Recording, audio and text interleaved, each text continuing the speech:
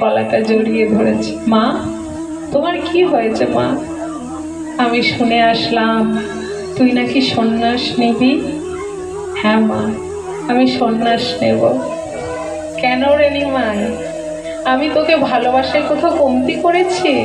তোকে পুত্র স্নেহ দিতে কোথাও কম রেখেছি? কেন সন্ন্যাস নিবি? তুই জানিস না তুই ছাড়া আমার আর কেউ নাই? তোর দাদা বিশ্বরূপ তো আগেই আমার একটা চোখ কানা করে দিয়ে সন্ন্যাস নিয়ে চলে গেছে। তোর পিতা জগন্নাথ মিশ্র, সে তো আমাকে ছেড়ে চলেই গেছে। আমি তো ভেবেছিলাম তার সঙ্গে সহমরণে যাব, কিন্তু তোর মুখের দিকে তাকিয়ে তোর ওই চাঁদ বদন দর্শন করে আমি ভেবেছিলাম বাকি জীবনটুকু আমি আমার নিমাইকে নিয়েই কাটিয়ে দেব, আমার নিমাইয়ের সুন্দর চাঁদ বদন দর্শন করেই কাটিয়ে দেব। এখন তুই আমার দুটো চোখ অন্ধ করেই চলে যেতে চাস? আমাকে কি একেবারে অন্ধ করে দিবি বাবা? আমি কি নিয়ে বাঁচবো? না মা, না না মা, না। আমি তো কখনোই তোমার ওই পুত্র ঋণ, পুত্র স্নেহের ঋণ শোধ করতে পারবো না মা। তুমি তো আমায় এত ভালোবাসা দিয়েছ, এত প্রেম দিয়েছ, তবে মা তুমি কি তোমার স্বরূপটা ভুলে যাচ্ছ? তুমি তো যশোদা ছিলে, তুমি তো দেবকী বসুদেবকে উদ্ধার করার জন্য বুকে পাথর রেখে আমাকে মথুরায় পাঠিয়েছিলে। তুমি তো ত্রেতা যুগে কৌশল্যা ছিলে, পিতৃ আদেশ পালন করার জন্য আমাকে তো বনবাসে পাঠিয়েছিলে। তাহলে আজ কেন এরকম করছো মা? ওরে নিমাই, তুই যেভাবেই বোঝায় না কেন আমি কিছুতেই মানবো না। তোকে ছেড়ে আমি বাঁচতে পারবো না নিমাই। তারপরেও যদি মনে হয় তুই সন্ন্যাস নিবি, আগে অভাগী মায়ের গলাটা টিপে তাকে হত্যা করে দিয়ে যা। তোকে না পাওয়ার যন্ত্রণায় বেঁচে থাকার থেকে আমার মরে যাওয়াটা অনেক সুখের হবে নিমাই। না মা, না। তোমার মতো মা পাওয়া তো অনেক ভাগ্যের ব্যাপার মা। আমি কেমন করে তোমার প্রাণ নিতে পারি মা? তবে জগতে এই কলির জীবকে কৃষ্ণ প্রেম দেওয়ার জন্য আমাকে এই অসাধ্য সাধন করতেই হবে। ওরে নিমাই, ওই বিষ্ণুপ্রিয়াকে যে আমি অনেক সাধ করে আমার পুত্রবধূ রূপে বরণ করে নিয়ে এসেছিলাম, মাত্র 3 বছর হলো তোদের বিয়ে হয়েছে। ওর যে ভরা যৌবন এখনো পড়ে আছে, ও কেমন করে বাকি দিনগুলো তোকে ছাড়া কাটাবে নিমাই?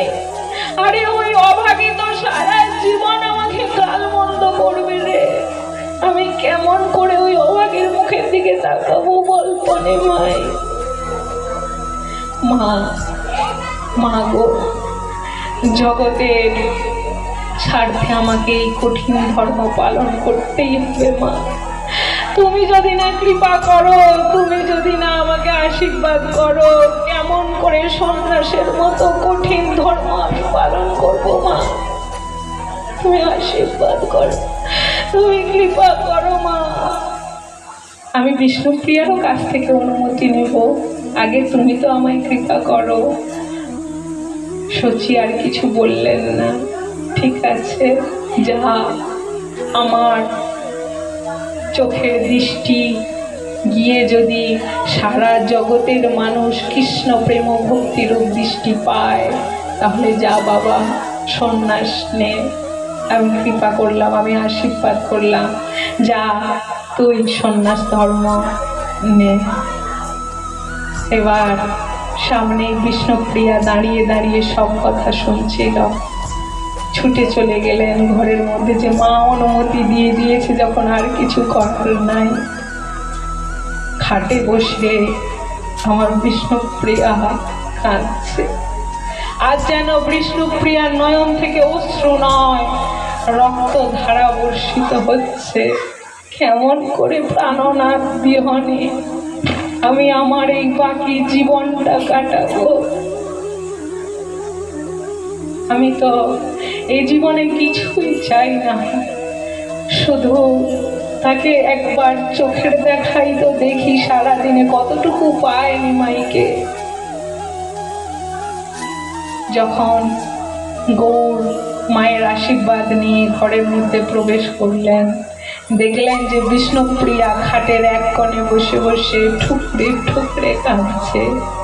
বিষ্ণুপ্রিয়ার কাঁধে গিয়ে হাতটা রাখলো। বিষ্ণুপ্রিয়া আজ গৌরকে জড়িয়ে ধরে বলছে, ওগো স্বামী, ওগো প্রাণনাথ, আমি কি অপরাধ করেছি প্রাণনাথ? আমার কি অপরাধ হয়েছে যে তুমি আমাকে ছেড়ে সন্ন্যাস নিয়ে চলে যাবে? তুমি এক্ষুনি শুনলাম মাকে উদাহরণ দিচ্ছিলে সেই ত্রেতা যুগের কথা।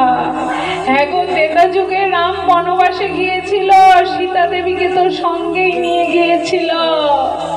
তারপরে পঞ্চপাণ্ডব বনবাসে গিয়েছিল, দ্রৌপদীকে তো সঙ্গেই রেখেছিল।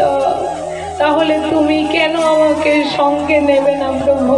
আমার কি অন্যায়?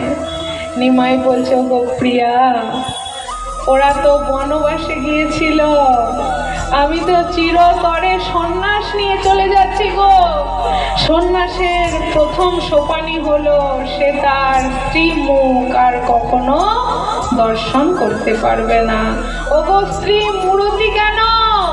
যদি স্ত্রী মূর্তি মাটিরও কেউ তৈরি করে দেয়, সেই স্ত্রী মূর্তিও দর্শন করতে পারবে না। এমন নিজের স্ত্রী মূর্তি যদি রোদের ছায়ার ওপর, আলোর ছায়ার ওপরেও পড়ে, সেই ছায়াও দর্শন করতে পারবে না। ও আচ্ছা, ও তাহলে সমস্ত পথের কাঁটা এখন আমি, আমার জন্য তুমি সন্ন্যাস নেবে? তবে প্রভু, তুমি তুমি তুমি সন্ন্যাস নিও না, তুমি এই নবদ্বীপবাসীকে ছেড়ে যেও না। কেন? এই নবদ্বীপবাসী প্রান্ত তুমি, আমাকে নিয়ে তোমার যত অসুবিধা, তো আমি কথা দিচ্ছি আমি কালই বাপের বাড়ি চলে যাব, তোমার কোনো অসুবিধে হবে না। ওগো প্রভু, ওগো প্রিয়া, তুমি জানো না, স্বামীর যতই দুঃখ আসুক, কষ্ট আসুক, আপদ বিপদ আসুক, স্ত্রী কখনোই স্বামীর ঘর ছেড়ে গিয়ে তার বাপের বাড়িতে থাকতে পারবে না। প্রকৃত সহধর্মিনীর কর্তব্যই হলো স্বামীর আপদে বিপদে সুখে দুঃখে স্বামীর সঙ্গে থাকা। আচ্ছা, বাপের বাড়ি যেতে পারবো না, তবে আপনি চিন্তা করবেন না, এখনো তো অন্ধকার আছে, ওই গঙ্গায় আমি ঝাঁপ দিয়ে আমার এই প্রাণটা ত্যাগ করে দেব। তুমি নবদ্বীপবাসীর কাছে কিছু একটা বাহানা বানিয়ে দিও যে জল আনতে গিয়ে পা ফিসলে গেছে, তাহলে তো তোমার আর কোনো অসুবিধে নেই, তাহলে তো তুমি আর সন্ন্যাস নেবে না। না প্রিয়া, না, না প্রিয়া, না, তোমার মতো সহধর্মিনী কে না চায়? আমি তো অনেক ভাগ্য করে তোমার মতো সহধর্মিনী চেয়েছি, কিন্তু জগৎকে কৃষ্ণ প্রেম দেওয়ার জন্য আমি সন্ন্যাস নিতে চাই। প্রিয়া, তুমি অনুমতি দাও। প্রিয়া, তুমি অনুমতি দাও। তুমি যদি না অনুমতি দাও, আমি কেমন করে সন্ন্যাস নেব? প্রিয়া, সন্ন্যাসে নিতে গেলে প্রথম নিয়ম হলো বাড়ির ছোট বাচ্চা, পুত্র পরিজন এবং বয়োবৃদ্ধ যারা যারা আপনজন আছে সকলের কাছ থেকে যদি অনুমতি না নিয়ে সন্ন্যাস নেওয়া হয়, সেই সন্ন্যাস কাজ করে না। তাই প্রভু, তুমি, তাই প্রিয়া, তুমি অবশ্যই আমাকে অনুমতি দাও, তোমার অনুমতি নিয়ে আমি সন্ন্যাস নেব। আজ বিষ্ণুপ্রিয়া কোনো ভাষা খুঁজে পাচ্ছে না, কি ভাষায় স্বামীকে সন্ন্যাস নেওয়া থেকে আটকাবে। খুব কাঁদছে। প্রিয়া, তুমি কেঁদো না, আমি তো সবে অনুমতি নিচ্ছি, এখনো তো তোমাকে ছেড়ে যাই নাই, তুমি কেন কাঁদছো? এই তো আমি তোমার সামনেই আছি, তুমি অনুমতি দিলে তবেই আমি সন্ন্যাস নেব। ওগো, তখন আমার গৌর হরির বয়স ছিল 23 বছর। 23 বছর বয়সে সকলের কাছ থেকে সকলের কাছ থেকে অনুমতি নিয়েছিল যে